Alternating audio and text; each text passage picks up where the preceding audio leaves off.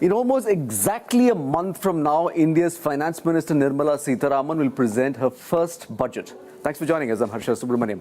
The question is, what should the economic priorities for Modi 2.0 be? What will the Finance Minister do? To discuss that, I'm joined by Gautam Chikermane of the ORF. Also joining us, MK Venu, founding editor of The Wire, senior journalist. Gentlemen, thank you so much for joining in. Venu, I'll start this conversation with you. Nirmala Sitharaman takes over the finance ministry when the economy is slowing and there are some serious challenges in creation of jobs, among other things. What do you think should be her priorities and what would you like to see her tackle first? See, Harsha, her immediate priority from a macroeconomic standpoint will be to revive consumption demand. Now, as we have witnessed over the last 5 years, the economy has been, whatever growth that we have been getting is basically on the back of consumption demand because private investment hasn't picked up. So there is no, there's been an investment drought. So on top of that, what we are seeing, especially in the last 3-4 months, is a precipitate drop in consumption demand, which is reflected in the in very ugly numbers that are coming out in both discretionary and non-discretionary consumption. Whether you take auto sector, whether you take even if you take HUL sales and some of their guidance from companies like HUL. So now. So what is the job of a budget? Budget has to give a macroeconomic direction, right? And a macroeconomic kind of provide some boost to the economy. So I think there is investment on the one side, there's consumption. It's a double whammy. Growth has dropped to 5.8% in the first quarter of this year. So I think boost to consumption and investment. Now it's a double whammy. She'll have to maybe adjust taxes to provide that much needed investment boost. Interest rate reduction, perhaps that's in the RBI's domain. I don't know whether that will come in the monetary policy that we'll see in the coming week. Her problem, Harsha, is that on the fisc, she's really very extended already on the fiscal front. Sure. And the BJP already has given enough in the interim budget to farmers and to other groups. Now, how much leeway they have to give more money in the hands of the people remains to be seen. Gautam, come in on this. The point that Venu is making is on this government has already, or the party has promised quite a bit of, measures for the farm sector. Where is that money going to come from? They don't have the fiscal headroom for this. On top of that, there are pending issues from the first innings of this government as well. So, in that context, what do you think the priorities should be? I think the growth slowing down is the biggest challenge that Nirmala Sitharaman is going to face right now. In fact, hardly has she even settled down that the growth has already fallen and the bad news is all around us. In order to get the growth back on track, she needs to show some form of a policy continuity, which I think she will.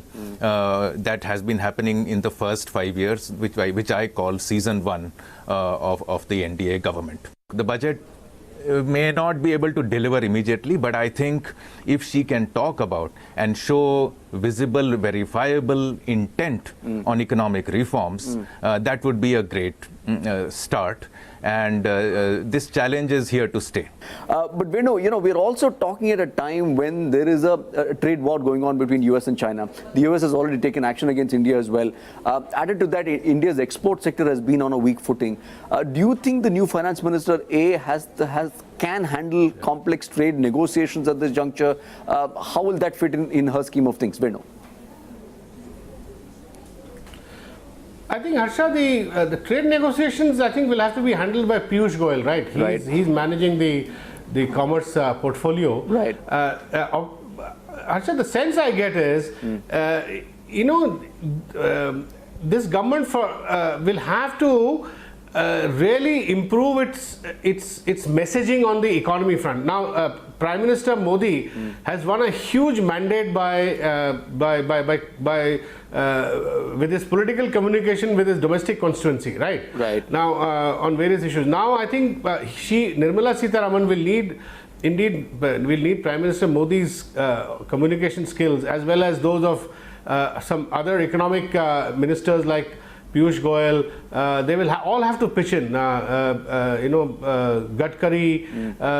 They will have to actually move together, move in tandem, and communicate both with global investors and domestic investors, and really talk up the economy. They have to sort of build a macro kind of reforms picture, which they would kind of implement over the next 5 years. So that there is at least they build an expectation.